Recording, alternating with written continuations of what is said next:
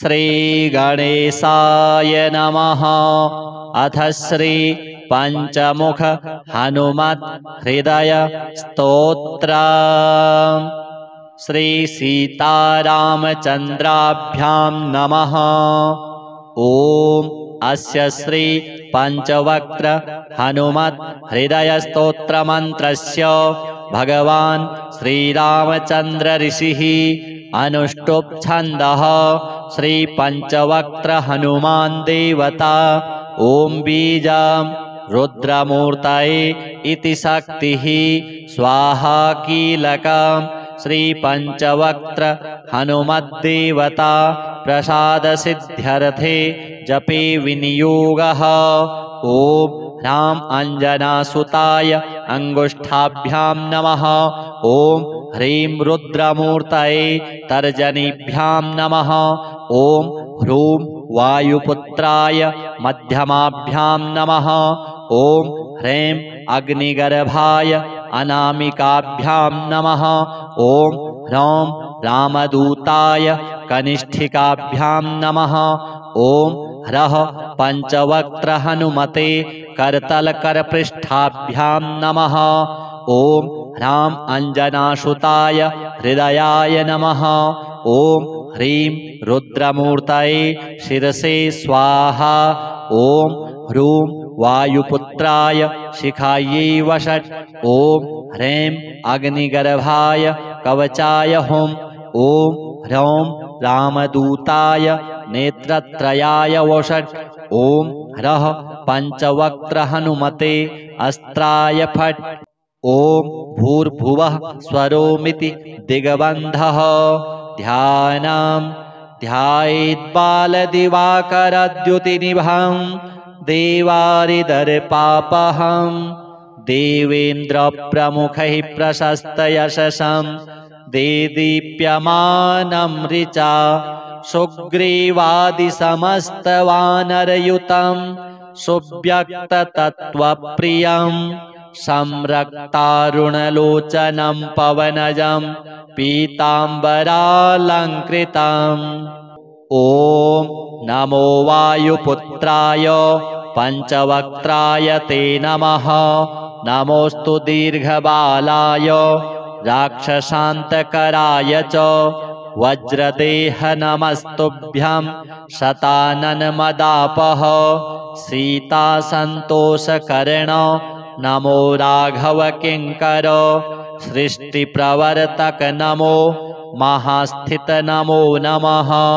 कलाकाष्ठस्वरूपाय मास संवत्सरात्मक नमस्ते ब्रह्मरूपाय शिवरूपाय ते नमः। नमो विष्णुस्वरूपाय सूर्यरूपाय ते नमः। नमो वह्निस्वरूपाय नमो गगनचारिणे सर्वरंभावनचर अशोकवननाशक नमो कैलासनिलय मलयाचल संश्रय नमो रावणनाशाय इन्द्रजिद्वधकारिणे महादेवात्मक नमो नमो वायुतनुद्भव नमः सुग्रीव सचिव सीतासन्तोषकारण समुद्रोल्लङ्घन नमो सौमित्रेः प्राणदायक महावीर नमस्तुभ्यं दीर्घबाहो नमो नमः। दीर्घबाल नमस्तुभ्यं वज्रदेह नमो नमः। छायाग्रहहर नमो वरसौम्यमुखीक्षण सर्वदेव सुसंसेव्य मुनिसंघ नमस्कृत अर्जुन ध्वज संवास कृष्णार्जुन सुपूजित धर्मार्थ काम मोक्षाख्य पुरुषार्थ प्रवर्तक ब्रह्मास्त्र बंद्य भगवन् आहतासुर नायक भक्त कल्प महाभुज भूत बेताल नाशक दुष्ट ग्रह हरानंत वासुदेव नमोस्तुते। श्रीराम कार्ये चतुर पार्वती गर्भसंभव नमः पंपावनचर ऋष्यमूककृतालय धान्यमालीशापहर कालनेमिनिबर्हण सुवर्चला प्राणनाथ रामचन्द्रपरायण नमो वर्गस्वरूपाय वर्णनीयगुणोदय वरिष्ठाय नमस्तुभ्यं वेदरूप नमो नमः नमस्तुभ्यं नमस्तुभ्यं भूयो भूयो नमाम्यहम् इति ते कथितं देवी हृदयं श्रीहनुमतः सर्वसम्पत्करं पुण्यं सर्वसौख्यविवर्धनं दुष्टभूतग्रहहरं क्षयापस्मारनाशनं यस्त्वात्मनियमो भक्त्या वायुसूनोः सुमङ्गलं हृदयं पठते नित्यं सौब्रह्मसदृशो भवेत् अजप्तं हृदयं य इमं मन्त्रं जपति मानवः सौदुःखं शीघ्रमाप्नोति मन्त्रसिद्धिर्न जायते सत्यं सत्यं पुनः सत्यं मन्त्रसिद्धिकरं परम् इत्थं च कथितं पूर्वं शाम्बेन स्वप्रियां प्रति महर्षिर्गौतमात् पूर्वं मया प्राप्तमिदं मुने तन्मया प्रहितं सर्वं शिष्यवात्सल्यकारणात् श्रीहनुमद्देवार्पणमस्तु। ॐ नमो वायुपुत्राय पञ्चवक्त्राय ते नमः नमोऽस्तु दीर्घबालाय राक्षसान्तकराय च वज्रदेह नमस्तुभ्यं शताननमदापः सीतासन्तोषकर्ण नमो राघव किङ्कर सृष्टिप्रवर्तक नमो महास्थित नमो नमः कलाकाष्ठस्वरूपाय माससंवत्सरात्मक नमस्ते ब्रह्मरूपाय शिवरूपाय ते नमः नमो विष्णुस्वरूपाय सूर्यरूपाय ते नमः नमो वह्निस्वरूपाय नमो गगनचारिणे सर्वरम्भावनचर अशोकवननाशक नमो कैलासनिलय मलयाचलसंश्रय नमो रावणनाशाय इन्द्रजिद्वधकारिणे महादेवात्मक नमो नमो वायुतनुद्भव नमः सुग्रीवसचिव सीतासन्तोषकारण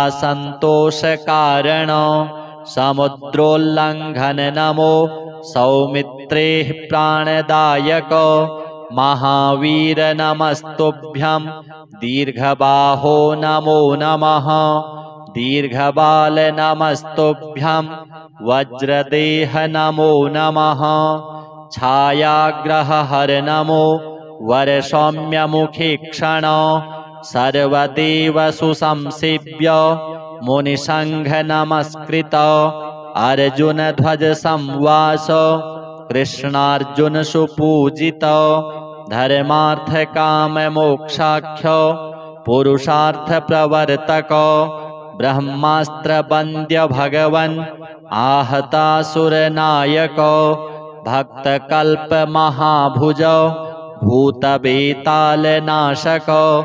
दुष्टग्रहहरानन्त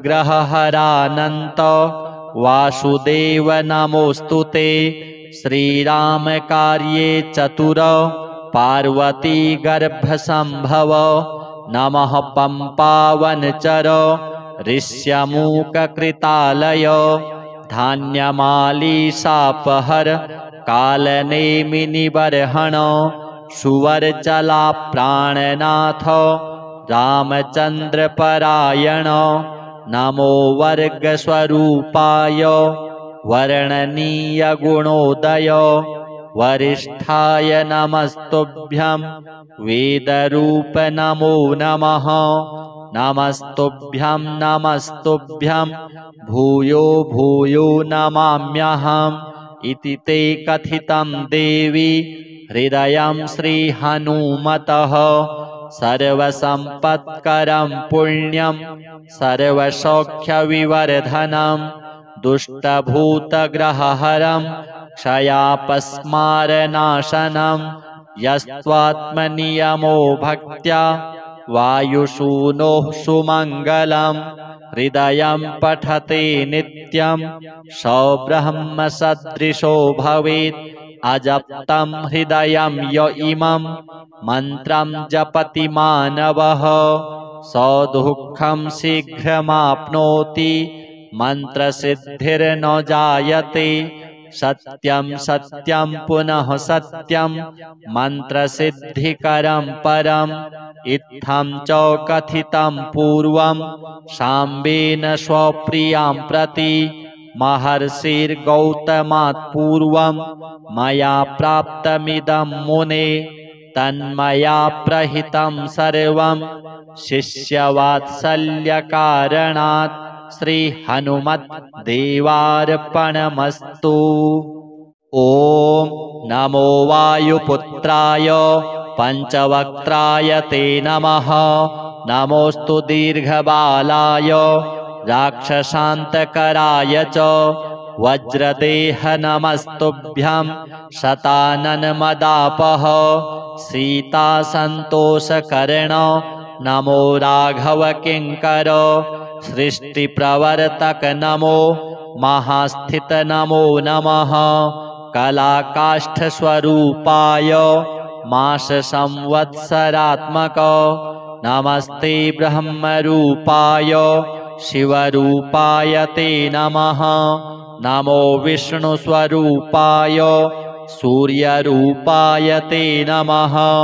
नमो वह्निस्वरूपाय नमो गगनचारिणे सर्वरम्भावनचर अशोकवननाशक नमो कैलासनिलय मलयाचलसंश्रय नमो रावणनाशाय इन्द्रजिद्वधकारिणे महादेवात्मक नमो नमो वायुतनुद्भव नमः सुग्रीवसचिव सीतासन्तोषकारण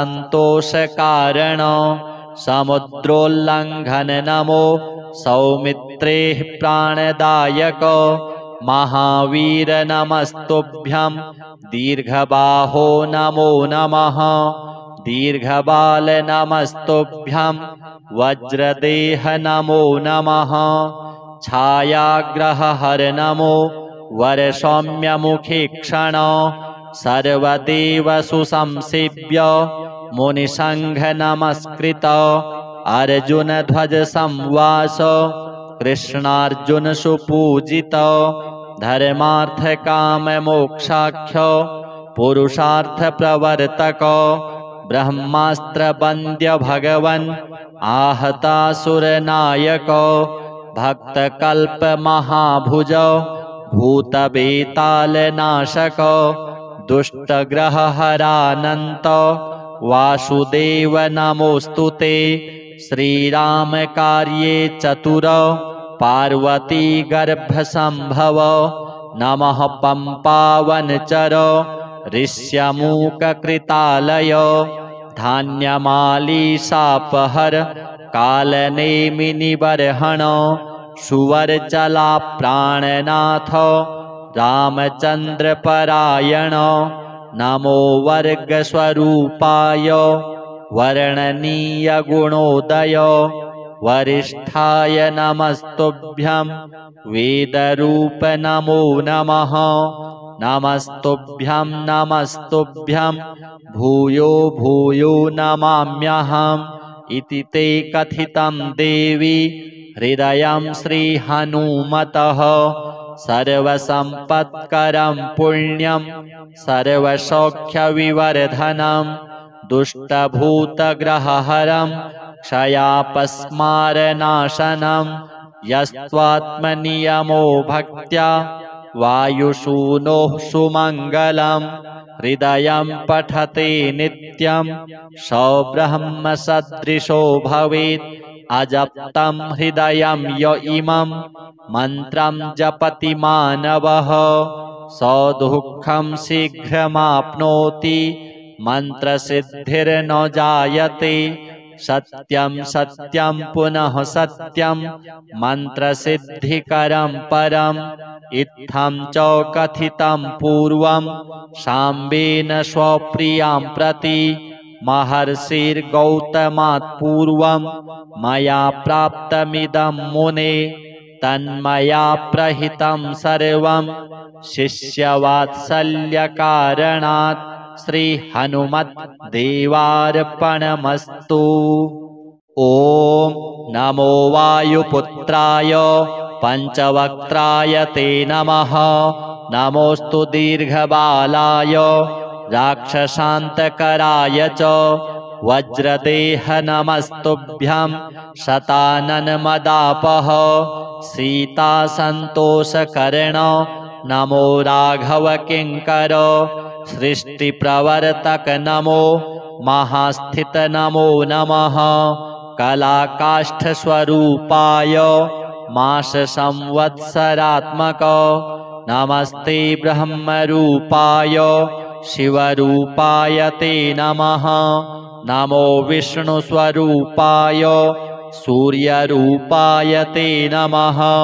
नमो वह्निस्वरूपाय नमो गगनचारिणे सर्वरम्भावनचर अशोकवननाशक नमो कैलासनिलय मलयाचलसंश्रय नमो रावणनाशाय इन्द्रजिद्वधकारिणे महादेवात्मक नमो नमो वायुतनुद्भव नमः सुग्रीवसचिव सीतासन्तोषकारण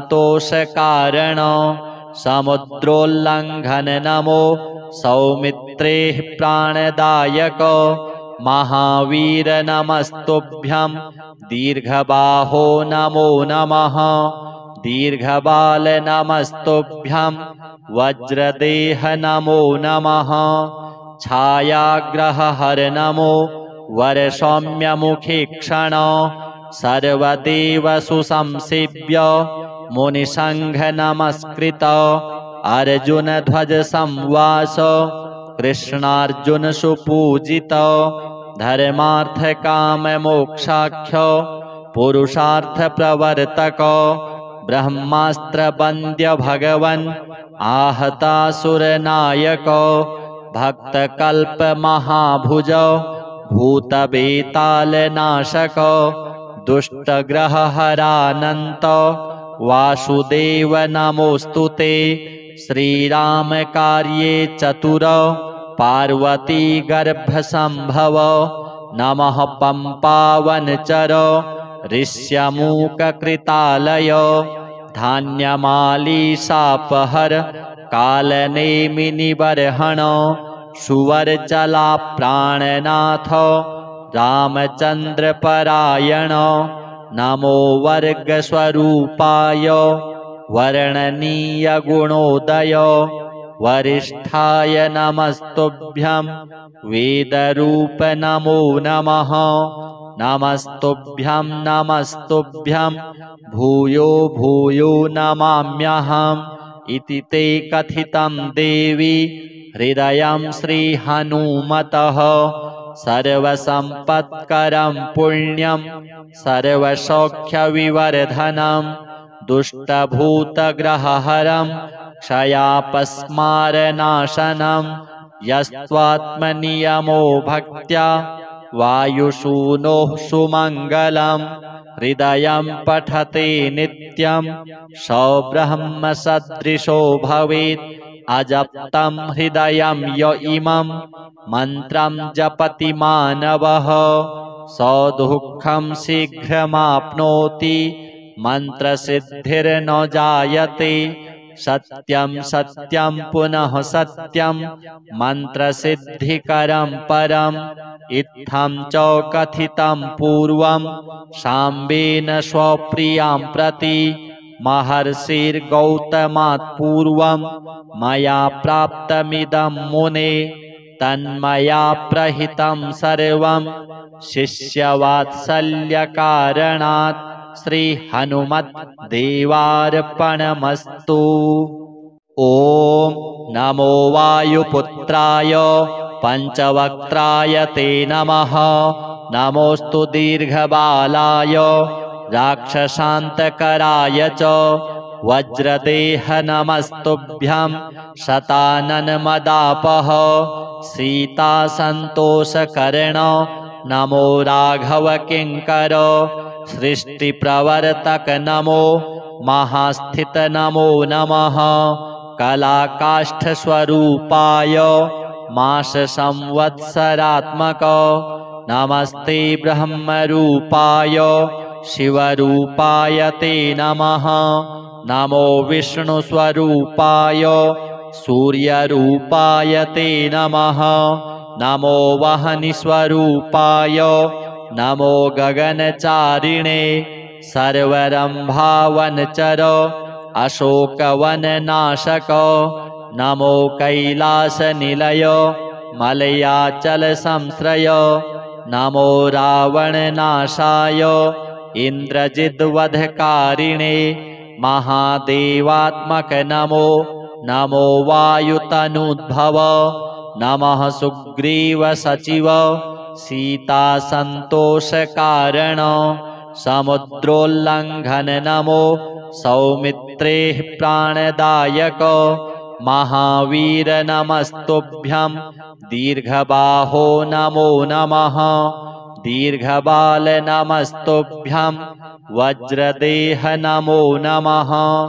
छायाग्रहहर नमो वरसौम्यमुखीक्षण सर्वदेवसु संसेव्य मुनिसङ्घ नमस्कृत अर्जुनध्वज संवास कृष्णार्जुन सुपूजित धर्मार्थ काम मोक्षाख्य पुरुषार्थ प्रवर्तक ब्रह्मास्त्र वन्द्य भगवन् आहतासुरनायक भक्तकल्प महाभुज भूतबेतालनाशक दुष्टग्रहहरानन्त वासुदेव नमोऽस्तुते।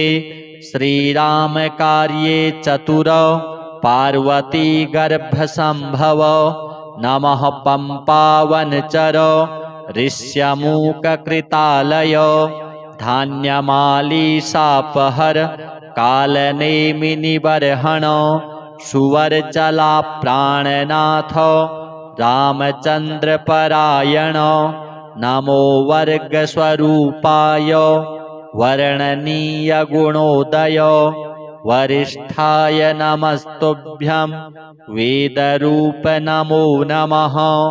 नमस्तुभ्यं नमस्तुभ्यं भूयो भूयो नमाम्यहम् इति ते कथितं देवी हृदयं श्रीहनुमतः सर्वसम्पत्करं पुण्यं सर्वसौख्यविवर्धनं दुष्टभूतग्रहहरं क्षयापस्मारनाशनं यस्त्वात्मनियमो भक्त्या वायुसूनोः सुमङ्गलं हृदयं पठते नित्यं सौब्रह्मसदृशो भवेत् अजप्तं हृदयं य इमं मन्त्रं जपति मानवः सौदुःखं शीघ्रमाप्नोति मन्त्रसिद्धिर्न जायते। सत्यं सत्यं पुनः सत्यं मन्त्रसिद्धिकरं परम् इत्थं च कथितं पूर्वं शाम्बेन स्वप्रियां प्रति महर्षिर्गौतमात् पूर्वं मया प्राप्तमिदं मुने तन्मया प्रहितं सर्वं शिष्यवात्सल्यकारणात् श्रीहनुमद्देवार्पणमस्तु। ॐ नमो वायुपुत्राय पञ्चवक्त्राय ते नमः नमोऽस्तु दीर्घबालाय राक्षसान्तकराय च वज्रदेह नमस्तुभ्यं शताननमदापः सीतासन्तोषकर्ण नमो राघव किङ्कर सृष्टिप्रवर्तक नमो महास्थित नमो नमः कलाकाष्ठस्वरूपाय माससंवत्सरात्मक नमस्ते ब्रह्मरूपाय शिवरूपाय ते नमः नमो विष्णुस्वरूपाय सूर्यरूपाय ते नमः नमो वह्निस्वरूपाय नमो गगनचारिणे सर्वरम्भावनचर अशोकवननाशक नमो कैलासनिलय मलयाचलसंश्रय नमो रावणनाशाय इन्द्रजिद्वधकारिणे महादेवात्मक नमो नमो वायुतनुद्भव नमः सुग्रीवसचिव सीतासन्तोषकारण समुद्रोल्लङ्घन नमो सौमित्रेः प्राणदायक महावीर नमस्तुभ्यं दीर्घबाहो नमो नमः दीर्घबाल नमस्तुभ्यं वज्रदेह नमो नमः छायाग्रहहर नमो वरसौम्यमुखीक्षण सर्वदेवसु संसेव्य मुनिसङ्घ नमस्कृत अर्जुनध्वज संवास कृष्णार्जुन सुपूजित धर्मार्थ काम मोक्षाख्य पुरुषार्थ प्रवर्तक ब्रह्मास्त्र वन्द्य भगवन् आहतासुरनायक भक्तकल्प महाभुज भूतबेतालनाशक दुष्टग्रहहरानन्त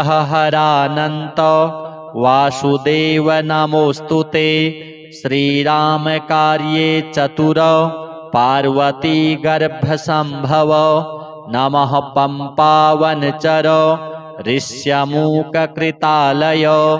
धान्यमाली सापहर कालनेमिनिबर्हण सुवर्चला प्राणनाथ रामचन्द्रपरायण नमो वर्गस्वरूपाय वर्णनीय गुणोदय वरिष्ठाय नमस्तुभ्यं वेदरूप नमो नमः नमस्तुभ्यं नमस्तुभ्यं भूयो भूयो नमाम्यहम् इति ते कथितं देवी हृदयं श्रीहनुमतः सर्वसम्पत्करं पुण्यं सर्वसौख्यविवर्धनं दुष्टभूतग्रहहरं क्षयापस्मारनाशनं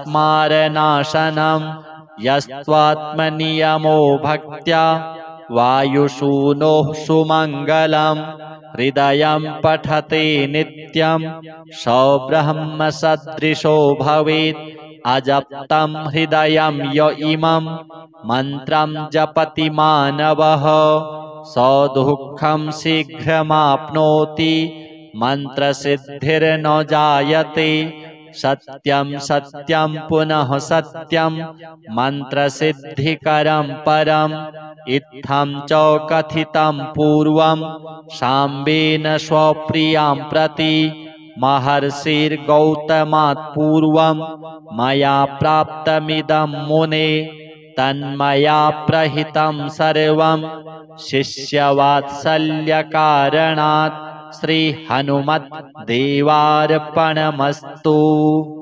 ॐ नमो वायुपुत्राय पञ्चवक्त्राय ते नमः नमोऽस्तु दीर्घबालाय राक्षसान्तकराय च वज्रदेह नमस्तुभ्यं शताननमदापः सीतासन्तोषकर्ण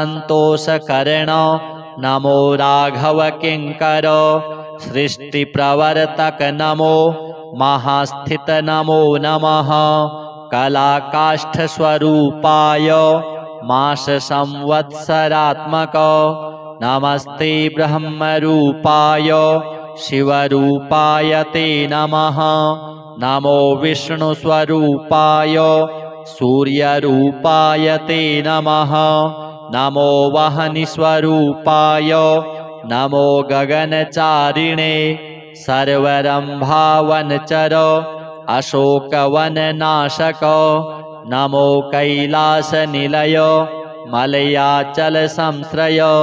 नमो रावणनाशाय इन्द्रजिद्वधकारिणे महादेवात्मक नमो। नमो वायुतनुद्भव नमः सुग्रीवसचिव सीतासन्तोषकारण। समुद्रोल्लङ्घन नमो सौमित्रेः प्राणदायक। महावीर नमस्तुभ्यं दीर्घबाहो नमो नमः। दीर्घबाल नमस्तुभ्यं वज्रदेह नमो नमः। छायाग्रहहर नमो वरसौम्यमुखीक्षण। सर्वदेवसु संसेव्य मुनिसङ्घ नमस्कृत। अर्जुनध्वज संवास कृष्णार्जुन सुपूजित। धर्मार्थ काम मोक्षाख्य पुरुषार्थ प्रवर्तक। ब्रह्मास्त्र वन्द्य भगवन् आहतासुरनायक। भक्तकल्प महाभुज भूतबेतालनाशक। दुष्टग्रहहरानन्त वासुदेव नमोऽस्तुते। श्रीराम कार्ये चतुर पार्वती गर्भसंभव। नमः पम्पावनचर ऋष्यमूककृतालय। धान्यमाली शापहर कालनेमिनिबर्हण। सुवर्चला प्राणनाथ रामचन्द्रपरायण। नमो वर्गस्वरूपाय वर्णनीयगुणोदय। वरिष्ठाय नमस्तुभ्यं वेदरूप नमो नमः। नमस्तुभ्यं नमस्तुभ्यं भूयो भूयो नमाम्यहम्। इति ते कथितं देवी हृदयं श्रीहनुमतः। सर्वसम्पत्करं पुण्यं सर्वसौख्यविवर्धनं। दुष्टभूतग्रहहरं क्षयापस्मारनाशनं। यस्त्वात्मनियमो भक्त्या वायुसूनोः सुमङ्गलं। हृदयं पठते नित्यं सौब्रह्मसदृशो भवेत्। अजप्तं हृदयं य इमं मन्त्रं जपति मानवः सौदुःखं शीघ्रमाप्नोति। मन्त्रसिद्धिर्न जायते। सत्यं सत्यं पुनः सत्यं मन्त्रसिद्धिकरं परम्। इत्थं च कथितं पूर्वं साम्बेन स्वप्रियां प्रति। महर्षिर्गौतमात् पूर्वं मया प्राप्तमिदं मुने। तन्मया प्रहितं सर्वं शिष्यवात्सल्यकारणात्। श्रीहनुमद्देवार्पणमस्तु। ॐ नमो वायुपुत्राय पञ्चवक्त्राय ते नमः। नमोऽस्तु दीर्घबालाय राक्षसान्तकराय च। वज्रदेह नमस्तुभ्यं शताननमदापः। सीतासन्तोषकर्ण नमो राघव किङ्कर।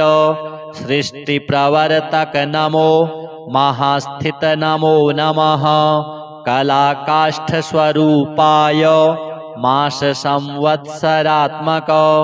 नमस्ते ब्रह्मरूपाय शिवरूपाय ते नमः। नमो विष्णुस्वरूपाय सूर्यरूपाय ते नमः। नमो वह्निस्वरूपाय नमो गगनचारिणे सर्वरम्भावनचर अशोकवननाशक। नमो कैलासनिलय मलयाचलसंश्रय। नमो रावणनाशाय इन्द्रजिद्वधकारिणे महादेवात्मक नमो। नमो वायुतनुद्भव नमः सुग्रीवसचिव सीतासन्तोषकारण समुद्रोल्लङ्घन नमो सौमित्रेः प्राणदायक महावीर नमस्तुभ्यं दीर्घबाहो नमो नमः दीर्घबाल नमस्तुभ्यं वज्रदेह नमो नमः छायाग्रहहर नमो वरसौम्यमुखीक्षण सर्वदेवसु संसेव्य मुनिसङ्घ नमस्कृत अर्जुनध्वज संवास कृष्णार्जुन सुपूजित धर्मार्थकाममोक्षाख्य पुरुषार्थ प्रवर्तक ब्रह्मास्त्र वन्द्य भगवन् आहतासुरनायक भक्तकल्प महाभुज भूतबेतालनाशक दुष्टग्रहहरानन्त वासुदेव नमोऽस्तुते श्रीरामकार्ये चतुर पार्वती गर्भसम्भव नमः पम्पावनचर ऋष्यमूककृतालय धान्यमाली सापहर कालनेमिनिबर्हण सुवर्चला प्राणनाथ रामचन्द्रपरायण नमो वर्गस्वरूपाय वर्णनीयगुणोदय वरिष्ठाय नमस्तुभ्यं वेदरूप नमो नमः नमस्तुभ्यं नमस्तुभ्यं भूयो भूयो नमाम्यहम् इति ते कथितं देवी हृदयं श्रीहनुमतः सर्वसम्पत्करं पुण्यं सर्वसौख्यविवर्धनं दुष्टभूतग्रहहरं क्षयापस्मारनाशनं यस्त्वात्मनियमो भक्त्या वायुसूनोः सुमङ्गलं हृदयं पठते नित्यं सौब्रह्मसदृशो भवेत् अजप्तं हृदयं य इमं मन्त्रं जपति मानवः सौदुःखं शीघ्रमाप्नोति मन्त्रसिद्धिर्न जायते सत्यं सत्यं पुनः सत्यं मन्त्रसिद्धिकरं परम् इत्थं च कथितं पूर्वं शाम्बेन स्वप्रियां प्रति महर्षिर्गौतमात् पूर्वं मया प्राप्तमिदं मुने तन्मया प्रहितं सर्वं शिष्यवात्सल्यकारणात् श्रीहनुमद्देवार्पणमस्तु। ॐ नमो वायुपुत्राय पञ्चवक्त्राय ते नमः नमोऽस्तु दीर्घबालाय राक्षसान्तकराय च वज्रदेह नमस्तुभ्यं शताननमदापः सीतासन्तोषकर्ण नमो राघव किङ्कर सृष्टिप्रवर्तक नमो महास्थित नमो नमः कलाकाष्ठस्वरूपाय माससंवत्सरात्मक नमस्ते ब्रह्मरूपाय शिवरूपाय ते नमः नमो विष्णुस्वरूपाय सूर्यरूपाय ते नमः नमो वह्निस्वरूपाय नमो गगनचारिणे सर्वरम्भावनचर अशोकवननाशक नमो कैलासनिलय मलयाचलसंश्रय नमो रावणनाशाय इन्द्रजिद्वधकारिणे महादेवात्मक नमो नमो वायुतनुद्भव नमः सुग्रीवसचिव सीतासन्तोषकारण समुद्रोल्लङ्घन नमो सौमित्रेः प्राणदायक महावीर नमस्तुभ्यं दीर्घबाहो नमो नमः दीर्घबाल नमस्तुभ्यं वज्रदेह नमो नमः छायाग्रहहर नमो वरसौम्यमुखीक्षण सर्वदेवसु संसेव्य मुनिसंघ नमस्कृत अर्जुनध्वज संवास कृष्णार्जुन सुपूजित धर्मार्थ काम मोक्षाख्य पुरुषार्थ प्रवर्तक ब्रह्मास्त्र वन्द्य भगवन् आहतासुर नायक भक्त कल्प महाभुज भूत बेताल नाशक दुष्ट ग्रह हरानंत वासुदेव नमोस्तुते श्रीराम कार्ये चतुर पार्वती गर्भ संभव नमः पंपावनचर ऋष्यमूक कृतालय धान्यमाली सापहर कालनेमिनिबर्हण सुवर्चला प्राणनाथ रामचंद्र परायण नमो वर्गस्वरूपाय वर्णनीय गुणोदय वरिष्ठाय नमस्तुभ्यं वेदरूप नमो नमः नमस्तुभ्यं नमस्तुभ्यं भूयो भूयो नमाम्यहम् इति ते कथितं देवी हृदयं श्रीहनुमतः सर्वसम्पत्करं पुण्यं सर्वसौख्यविवर्धनं दुष्टभूतग्रहहरं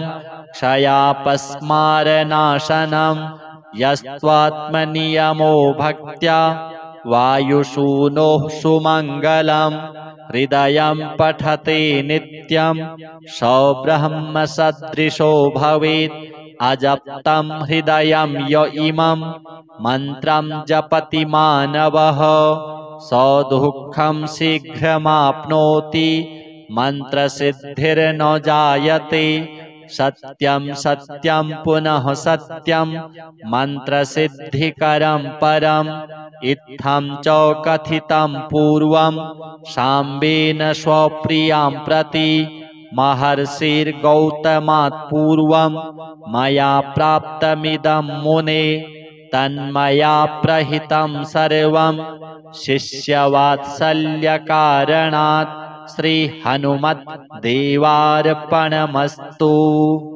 ॐ नमो वायुपुत्राय पञ्चवक्त्राय ते नमः नमोऽस्तु दीर्घबालाय राक्षसान्तकराय च वज्रदेह नमस्तुभ्यं शताननमदापः सीतासन्तोषकर्ण नमो राघव किङ्कर सृष्टिप्रवर्तक नमो महास्थित नमो नमः कलाकाष्ठस्वरूपाय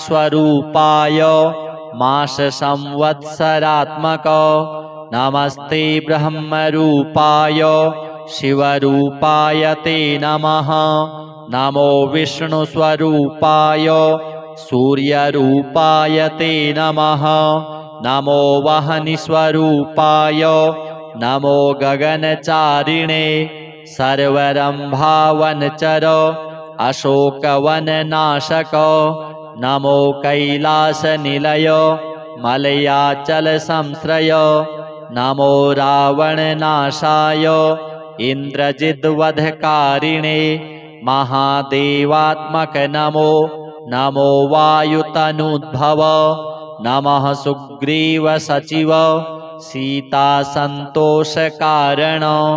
समुद्रोल्लङ्घन नमो सौमित्रेः प्राणदायक महावीर नमस्तुभ्यं दीर्घबाहो नमो नमः दीर्घबाल नमस्तुभ्यं वज्रदेह नमो नमः छायाग्रहहर नमो वरसौम्यमुखीक्षण सर्वदेवसु संसेव्य मुनिसंघ नमस्कृत अर्जुनध्वज संवास कृष्णार्जुन सुपूजित धर्मार्थ काम मोक्षाख्य पुरुषार्थ प्रवर्तक ब्रह्मास्त्र वन्द्य भगवन् आहतासुर नायक भक्त कल्प महाभुज भूत बेताल नाशक दुष्ट ग्रह हरानंत वासुदेव नमोऽस्तु ते।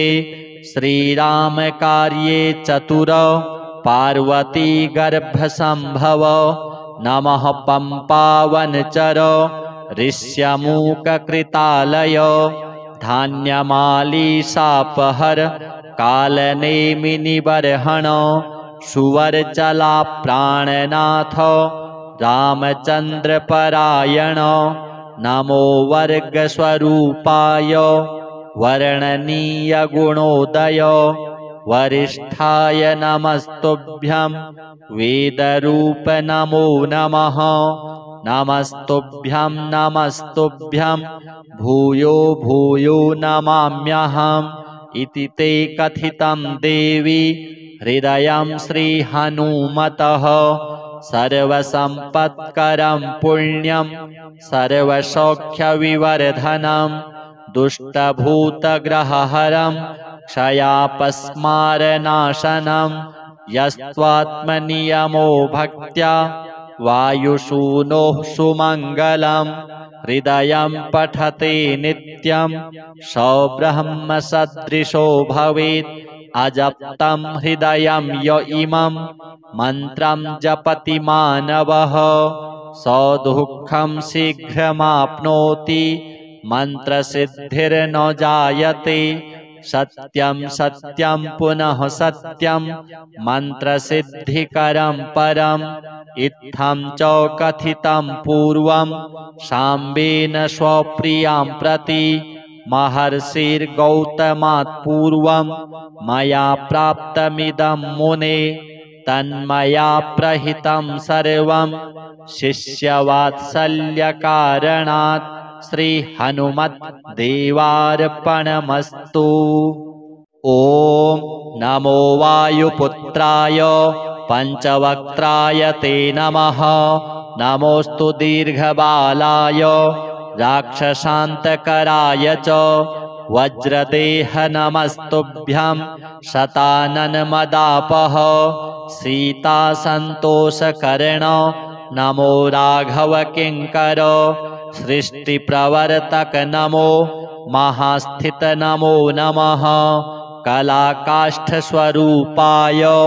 माससंवत्सरात्मक नमस्ते ब्रह्मरूपाय शिवरूपाय ते नमः नमो विष्णुस्वरूपाय सूर्यरूपाय ते नमः नमो वह्निस्वरूपाय नमो गगनचारिणे सर्वरम्भावनचर अशोकवननाशक नमो कैलासनिलय मलयाचलसंश्रय नमो रावणनाशाय इन्द्रजिद्वधकारिणे महादेवात्मक नमो नमो वायुतनुद्भव नमः सुग्रीवसचिव सीतासन्तोषकारण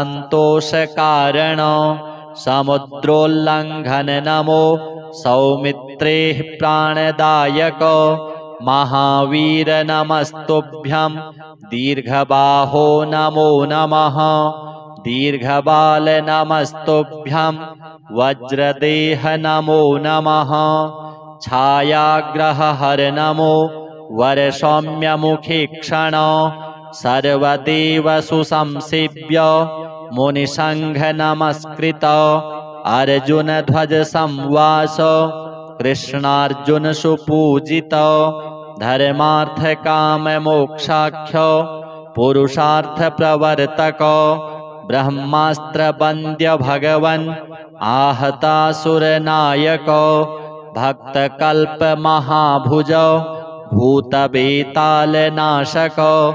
दुष्टग्रहहरानन्त वासुदेव नमोऽस्तु ते श्रीरामकार्ये चतुर पार्वती गर्भसम्भव नमः पम्पावनचर ऋष्यमूककृतालय धान्यमालीशापहर कालनेमिनिबर्हण सुवर्चला प्राणनाथ रामचन्द्रपरायण नमो वर्गस्वरूपाय वर्णनीयगुणोदय वरिष्ठाय नमस्तुभ्यं वेदरूप नमो नमः नमस्तुभ्यं नमस्तुभ्यं भूयो भूयो नमाम्यहम् इति ते कथितं देवी हृदयं श्रीहनुमतः सर्वसम्पत्करं पुण्यं सर्वसौख्यविवर्धनं दुष्टभूतग्रहहरं क्षयापस्मारनाशनं यस्त्वात्मनियमो भक्त्या वायुसूनोः सुमङ्गलं हृदयं पठते नित्यं सौब्रह्मसदृशो भवेत् अजप्तं हृदयं य इमं मन्त्रं जपति मानवः सौदुःखं शीघ्रमाप्नोति मन्त्रसिद्धिर्न जायते सत्यं सत्यं पुनः सत्यं मन्त्रसिद्धिकरं परम् इत्थं च कथितं पूर्वं शाम्बेन स्वप्रियां प्रति महर्षिर्गौतमात् पूर्वं मया प्राप्तमिदं मुने तन्मया प्रहितं सर्वं शिष्यवात्सल्यकारणात् श्रीहनुमद्देवार्पणमस्तु।